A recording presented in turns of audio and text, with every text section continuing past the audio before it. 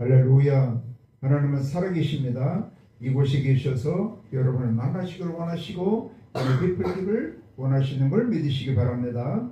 하나님 허락하신 말씀 고린도후서 1장 8절에서 10절까지 말씀을 중심으로 살 소망까지 끊어지고, 이런 제목으로 하나님 말씀을 선포하겠습니다.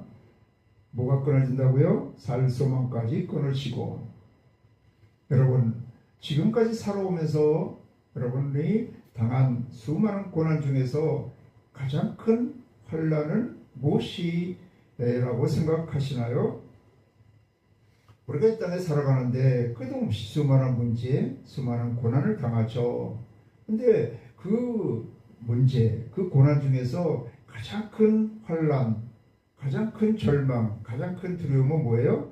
이 죽는 거잖아요. 사망의 문제가 가장 크고 가장 절망적이고 두려운 그런 문제가 되는 것입니다.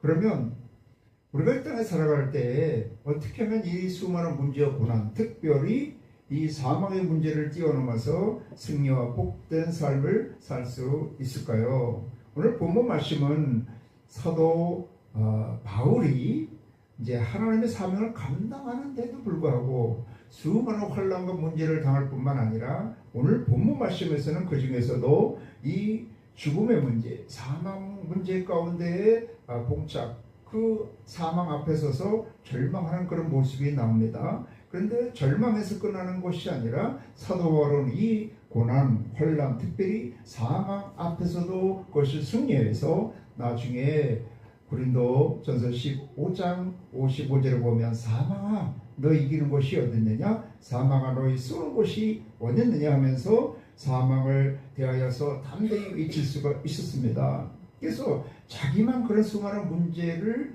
고난을 이겼을 뿐만 아니라 수많은 사람을 구원하고 수많은 교회를 세우고 복음을 증거해서 온 땅에 하나님의 역사가 편만하도록 넘쳐나도록 귀한 일을 감당했습니다. 그래서 여러분이 지금 어떤 가운데 있든지 이 사도 바울이 어떻게 그 고난, 환난, 특별히 죽음의 문제를 이기고 또 다른 사람을 승리케 하였는가 하는 것을 살펴봐서 여러분의 모든 문제, 고난, 특별히 사망의 문제를 당한다 할지라도 반드시 승리하고 여러분을 통해서 모든 사람을 승리케 하는 복된 삶이 되시기를 주의 이름으로 축원합니다.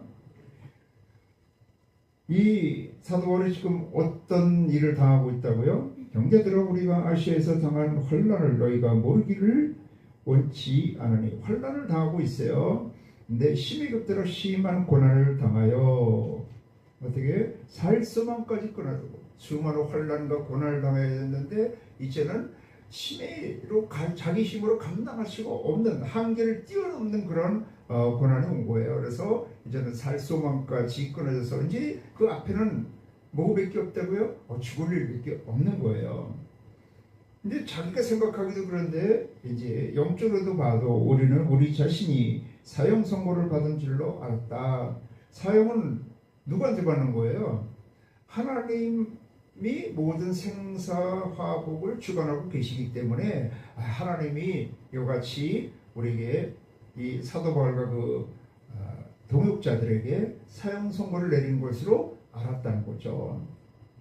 그래서 여기서 끊임없이 이 특별히 사도 바울의 이 고난과 환난은 예수밖에 아니라 예수 안에 있는데도 그 중에도 남들이 보기에는 예수에 미쳤다고 얘기하고 결혼도 하지 아니하고 진짜 목숨 걸고 하나님을 섬기는데도 불구하고 이런 어려움이 오더라는 거죠. 그런데 여기서는 이렇게 아시아에 당한 것을 일부를 얘기하고 있지만은 나중에 이 고린도서 11장에 보면은 그 당한 고난을 기록을 하고 있는데 엄청난 그 고난을 당한 것을 이제 쭉 이야기합니다.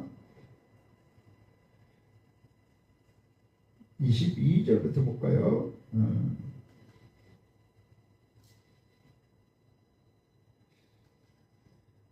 그들이 그리스도의 일꾼이냐 정신없는 말을 하거니와 나는 더욱 그러하도다. 내가 수고를 넘치도록 하고 옥에 갇히기도 더 많이 하고 매도 수없이 맞고 여러 번 죽을 뻔하였으니 유대인들에게 40에서 하나 감한 배를 5번 맞았으며 3번 대장으로 맞고 1번 돌로 맞고 3번 파산하고 일주일을 깊은 바다에 지냈으며 여러 번 여행하면서 강의 위험과 강도의 위험과 동족의 위험과 이방인의 위험과 시내의 위험과 광야의 위험과 바다의 위험과 고지 형제 중에 위험을 당하고 또 수고하며 애쓰고 여러 번 자지 못하고 줄이며 목마르고 여러 번 굶고 죽고 헐벗었노라. 이에 이르는 고시하고 아직도 날마다 내 속에 눌리는 일이 있으니 곧 모든 교회를 위하여 염려하는 것이라.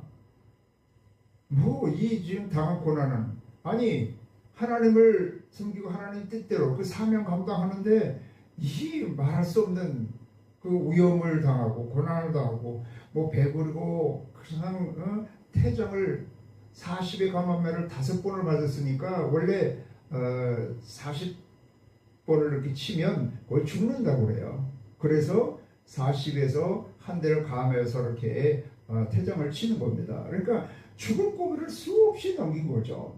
그래서 육신의 고난 또 이렇게 영적인 고난 아까 하나님의 앞에 사형 선고를 받은 것 같고 정신적으로도 이제 살 소망이 없어. 정신적으로 아무리 생각해봐도 길이 없는 거야. 살 길이 없는 거야. 그러니까 이 고난을 어떻게 말할 수가 없죠. 그리고 여기 이제 유명한 12장에 가보면 12장 7절에 보면 여러 기시를 받은 것이 지극히 크므로 너무 자만하지 않게 하시려고 내 육체에 가시고 사단의 사단을 쥐었으니 이는 나를 쳐서 너무 자만하지 않게 하려 하심이라. 이것이 내게서 떠나가게 하기 위하여 내가 3번 주께 간구하였더니 나에게 이르시기를 내 은혜가 내게 족하도다. 이는 내 능력이 약한 데서 온전하심을 하신지라. 아까 이제 얘기한 건 아시아에서 당한 고난이잖아요. 또 지난번에 여러 가지 고난을 당한 것을 쭉 지금 11장에서 이야기하고 있는 거예요. 그러면 지역이 바뀌어. 지금 유럽에 있을 때는 아시아에 당한 고난 똑같지는 않을 수가 있는 거예요. 또 지난번에 그렇게 당한 고난, 지금은 그런 똑같은 고난은 당하지 않고 있다고 할 수가 있어요. 근데 이 12장에서 이 고난은 계속해서 몸에 하나님이 사단의 가시를 줬다는 거예요. 너무 하나님의 큰 은혜를 받으니까 자고해질까봐, 너무 교만해질까봐 사단의 가시를 주어서 하나님 앞에 간절히 기도를 해도 하나님이 응답하지 아니하셨다는 거죠. 그러니까 장소 불문하고 시간 불문하고 계속해서 자기 몸에 이렇게 육신적으로 어려운 역사가 임하고 하나님 앞에 기도해도 그것이 응답되지 않았을 때 굉장히 너무나 힘들었다는 거죠. 또 그 디모데후서에 보면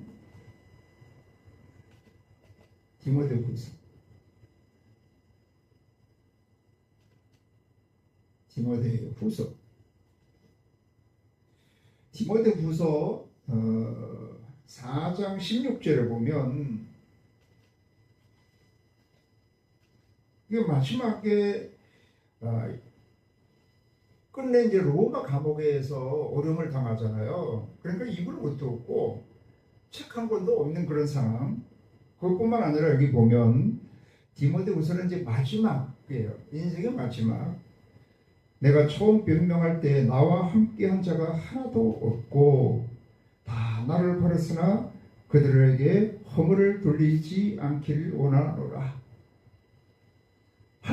처음에 함께한 사람들이 하나도 없이 다 자기를 버렸다는 거예요.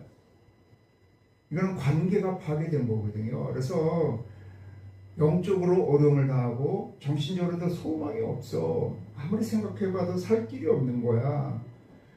그리고 이 육신적으로 너무 고난을 당해서 죽을 고비를 수없이 넘기고 몸의 가시가 계속해서 자기를 찌르는 거예요. 사탄의 가시가 돼서 그러실 뿐만 아니라 이제는 모든 사람이 자기를 버리고 떠난 이런 상황이 되니까 아니 이거 뭐야 이거 너무나 어려운 가운데 있는 거죠.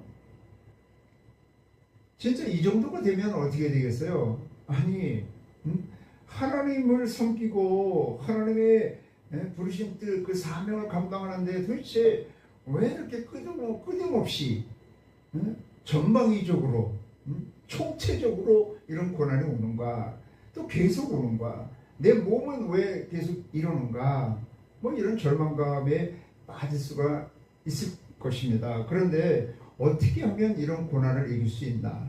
우리는 신앙생활을 하다 보면 뭐 믿지 않는 사람들은 어떻게 보면 고난 당하는 게 당연하다고 할 수도 있죠. 그런데 아니 믿지 않는 사람은 더 잘 사는 것 같아. 악인이 더 잘 되는 것 같아. 죄 많은 사람들이 더 뭐 의인인 척하고 살아. 이거 도대체 하나님 앞에 살고자 했는데 왜 이렇게 점점 어려울까? 왜 끝나지 않은 이런 어려움이 계속될까? 이런 어려움이 왔을 때 진짜 너무 힘든 거죠. 그런데 이거를 어떻게 이 사도 바울은 이길 수 있었습니까? 어떻게 지금 1절 9절부터 이렇게 보면 그렇게 알았으니 이는 우리로 자기를 의지하지 말고 오직 죽은 자를 다시 살리시는 하나님만 의지하게 하시리라. 아멘. 육신적으로 자기 정신적으로 영적으로 또 함께하던 사람이 다 떠났어. 그러면 마음의 그 상처 아무리 잘해줘도 소용없구나. 말 한마디 잘못하면 인생 끝이구나. 뭐 이런 마음이 들었을 때 그 말할 수 없는 절망감이 오는 거죠. 어떻게 하면 이길 수 있을까? 이 모든 것을 결국 하나님이 역사하셔야 된다는 거예요. 인생의 수많은 문제 고난을 이기고 승리와 복된 삶을 사는 길은 우리는 너무 연약해서 내 힘으로는 내 몸 하나도 감당하기 어려운 것이 우리 인생인 것임을 깨달으시길 바랍니다. 그래서 여러분 하나님이 역사하시려면 하나님은 무엇을 통해서 역사하십니까? 믿음 가운데 역사하시는 거예요. 근데 하나님을 믿는 믿음, 여기서 하나님만을 의지하게 하려 하심이라 그랬잖아요. 그래서 하나님을 의뢰한다는 믿음은 내가 현실과 상황과 고난과 사람과 그런 걸 바라보면 절대 해결할 수 없는 거예요. 그건 믿음이라 할 수가 없어요. 상황에 따라 믿는 거는 언제나 그 믿음이라 할 수가 없어요. 누구나 뭐 안 믿는 세상 사람들도 상황에 따라 살아가죠. 사람을 바라보고 자기 자신을 바라보고 살아가는 것은 안 믿는 사람들도 그렇게 살아가는데 우리는 하나님을 믿는다는 것은 상황과 고난과 문제, 내 자신과 또 상대편을 바라보는 것이 아니라 하나님을 바라보고 하나님을 의뢰하고 살아가는 것이 믿음으로 살아가는 것임을 깨달으시길 바랍니다. 그래서 아무리 생각해봐도요, 아무리 힘쓰게 애쓰고 그래봐도 사람 바라보면 상황을 자꾸 생각하고 곱씹어 보고 문제 고난을 아무리 생각하고 그걸 해결해 보려고 해도 거기에서는 온전한 해결의 길이 없어요. 어둠 속으로 점점 더 늪으로 빠져들어가는 것 같은 거예요. 그런데 뭘로? 하나님 역사하셔야 되는데 하나님 무엇을 통해서? 믿음을 통해서 역사하시는데 믿음이라는 것은 하나님을 바라보는 것이고 하나님 말씀을 듣는 것이고 하나님께 내 생각을 두는 것이고 하나님께 내 마음을 두는 것이고 하나님 안에서 살아가는 것입니다. 아멘. 그래서 결국에는 문제, 사람, 자신, 상황, 고난, 환난 바라봐갖고는 사망을 바라봐갖고는 절대로 해결할 수가 없이 오직 믿음으로 오직 하나님을 바라봐야 되는데 여기서는 어떤 믿음을 가지라는 거예요? 하나님만 의지하는 믿음을 가지라는 거예요. 오로지 신앙, 한 가지 신앙, 하나님만을 의뢰하는 신앙. 그래서 이스라엘 백성들이 출애굽을 해가지고 광야 가운데 들어갔잖아요. 왜? 그들이 들어간 것이 아니라 하나님이 그들을 출애굽을 시켜서 그들을 돌려가지고 광야로 인도하신 거예요. 왜? 광야 가운데서는 의지할 곳이 없어 하나님만을 바라보게 하신 것입니다. 그런데 하나님만을 바라보게 하는 그런 훈련, 하나님만을 믿는 믿음으로 사는 훈련을 40년간 받았는데도 불구하고 이스라엘 백성들이 가나안 땅에 들어가서 하나님만 바라보지 않았어요. 또 바라볼 게 많이 생기는 거예요. 그러다 보니까 하나님도 바라보고 바알도 바라보고 아세라도 바라보고 상암도 바라보고 그러다 보니까 결국 사사기 가나안 땅에 들어가서도요 400년 동안 계속해서 환난과 풍파가 끝나지 않았습니다. 그 환난과 풍파가 끝나고 새로운 역사를 시작한 사람은 누구를 통해서 한나라는 한 여인, 오롯이 하나님만을 바라보는 그런 신앙, 오로지 하나님을 의뢰하는 믿음, 오로지 한나, 은총, 은혜로만 사는 그런 신앙을 가진 한 여인에서부터 새롭게 시작되는 것이 사무엘서입니다. 사무엘서. 죽이기도 하고 살리기도 하고 높이기도 하고 낮추기도 하고 가난하게 하기도 하고 부하기도 하고 빈빈 자를 높이기도 하고 모든 것을 지키시고 인도하시는 모든 것이 누구 손에 달렸다? 하나님께 달렸다는 거예요. 그래서 이 한 여인의 믿음을 통해서 살기 시작하시더라고요. 근데 그 한 여인이 누구를 사무엘이라는 한 아들을 한 자녀를 온전히 믿음으로 키웠을 때 나중에 사무엘서 7장에 그 보면 이스라엘 백성들에게 너희가 이 고난에서 특별히 블레셋에서 구원을 받으려면 뭐라는 거예요? 바알과 아세라를 우상과 사신을 버리고 하나님만을 섬겨라. 여호와 하나님만을 섬기라는 거. 하나님만을 섬기는 신앙을 가지라는 거예요. 네, 여러분 다윗도 그 한 가지 신앙이야. 하나님만을 바라보는 거. 시편 27편 4절에도 그렇고요. 또 너무나 유명한 시편 23편도 그렇고 18편도 그렇고 나의 힘이 되신 여호와여 내가 주를 사랑하나이다. 야훼는 나의 목자시니 내가 부족함이 없이리로다. 그가 푸른 초장에 누이시며 쉴만한 물가로 인도하시는도다. 내가 사망의 음침한 골짜기를 다닐지라도 해를 두려워하지 않을 것은 주께서 나와 함께 하심이라. 내가 푸른 초장에서 먹고 사는 문제, 쉬는 문제, 대적자의 문제, 내 영혼의 문제, 죽고 사는 문제, 내 모든 문제도 오로지 하나님 하나님에 달렸다. 하나님 손에 달렸다는 거예요. 어떤 문제 고난을 당해도 하나님만을 바라보는 신앙을 가졌을 때 거기서 하나님이 역사하시면 어떤 문제 고난 가운데 있어도 승리할 수가 있게 되는 걸 믿으시기 바랍니다. 그런데 실생을 살아보면 그렇게 내가 당하는데 현실적으로 당하는데 그것을 현실을 떠나서 그 고난을 바라보지 않고 하나님을 바라보는 게 쉽지는 않아요. 그래서 그것을 이기는 길은 그런 고난을 당할 때 하나님을 바라볼 뿐만 아니라 하나님의 그 뜻을 이제 아는 거예요. 여기서 같이 하나님만 의지하게 하시니라. 왜 하나님만 의지하게 하실까요? 죽은 자를 살리시.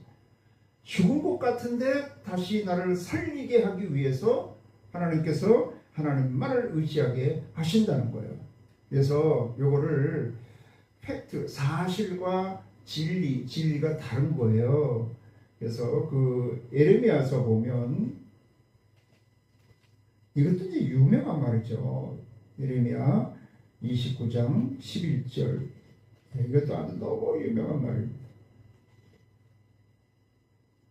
같이 읽겠습니다.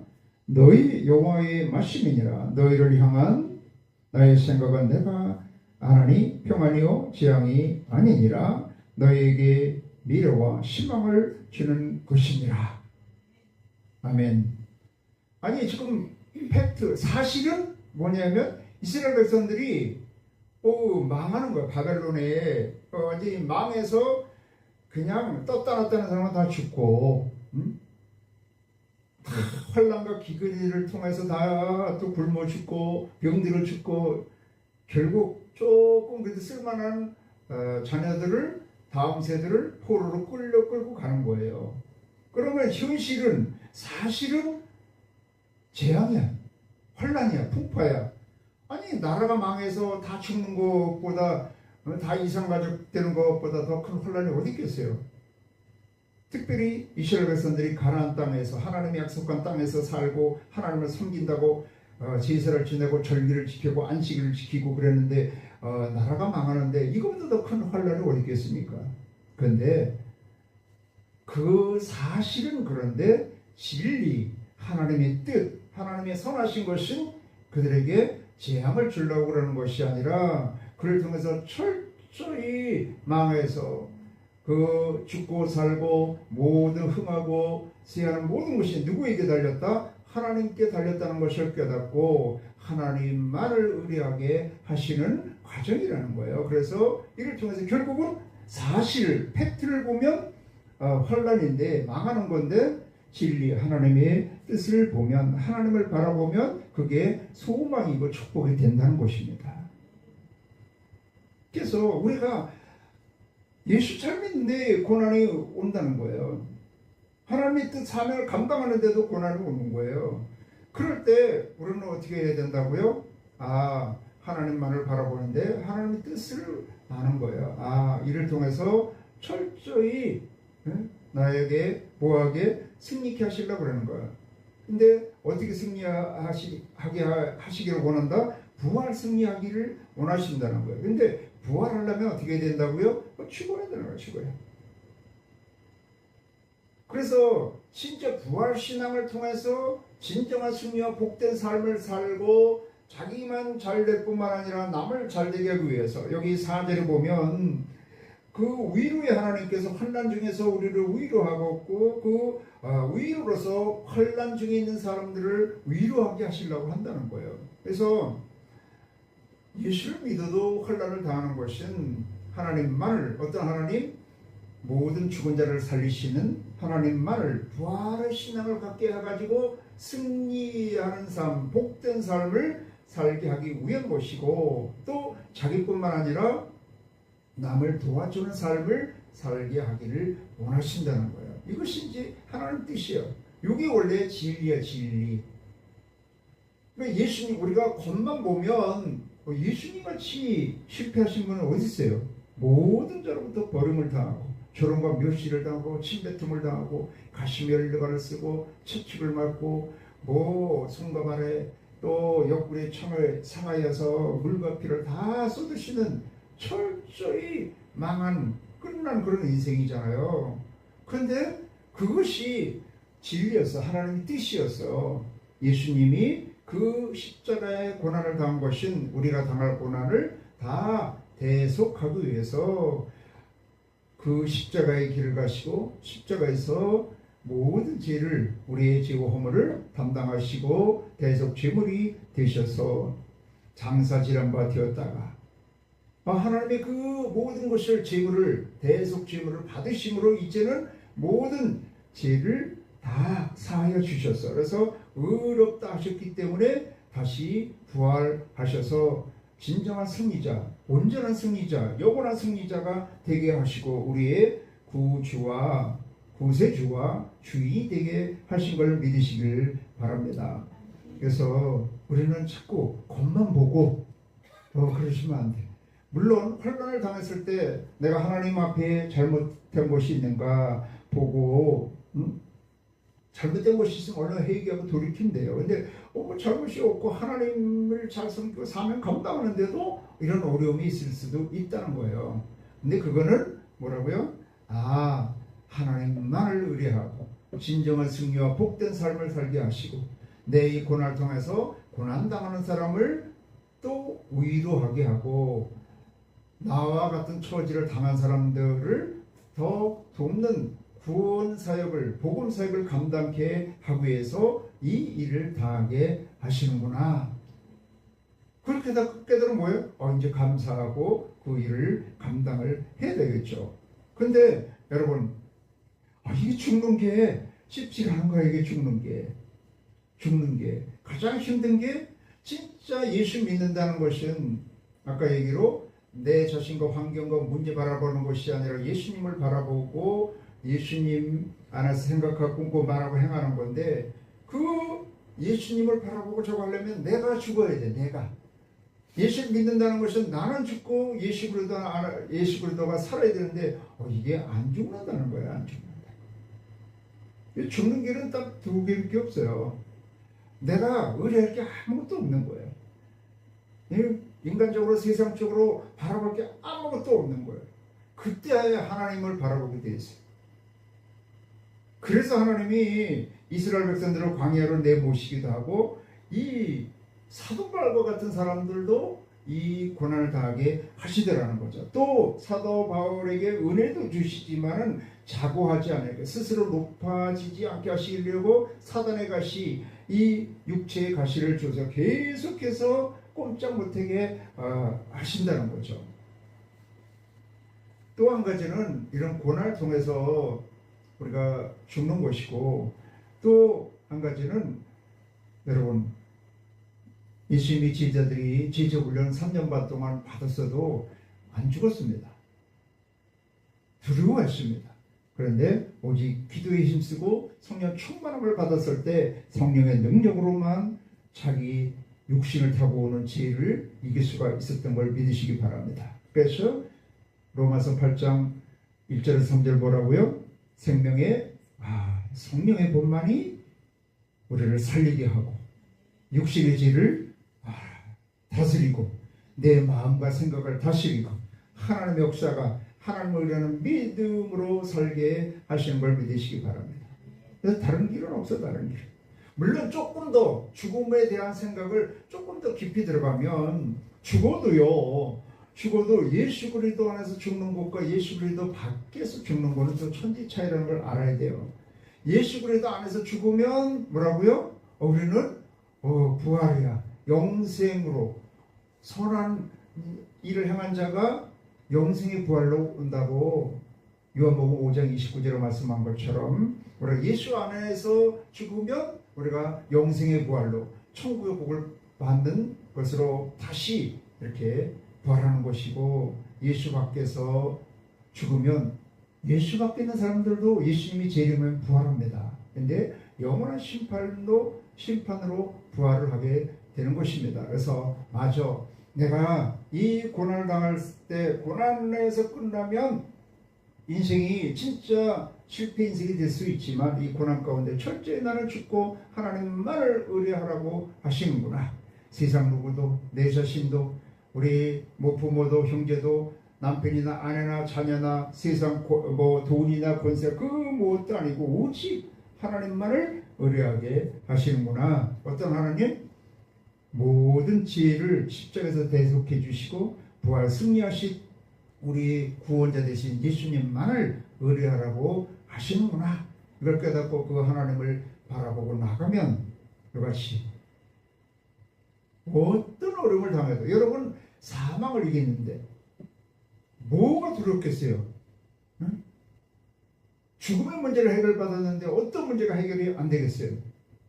어떻게 보면 십자가의 부활은 아까 얘기한 모든 총체적인 그러한 십자가가 총체적인 저주와 심판이에요. 그렇다면 부활은 총체적인 승리와 구원과 축복이에요. 그래서 십자가 부활이 하나님의 복음, 예수 그리스도인 거예요. 그래서 이 복음적인 믿음, 예수 그리스도를 의뢰하는 믿음,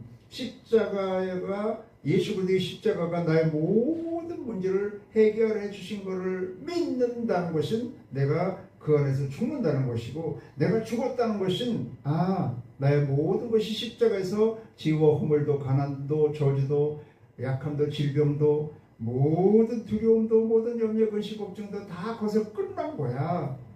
예수 그리스도 안에서 부활했다는 것은 예수 그리스도 안에서 새로운 생명으로 새로운 피조물로 이제 거듭나서 하나님의 그런 권세와 능력, 하나님의 형상을 되찾고 하나님의 나라의 복을 받고 평강과 자유함과 기쁨이 돼서 하나님께 영광과 찬송이 되고 내가 복된 삶을 살 뿐만 아니라 나를 통해서 모든 사람을 복되게 할 수가 있게 되는 걸 믿으시기를 바랍니다.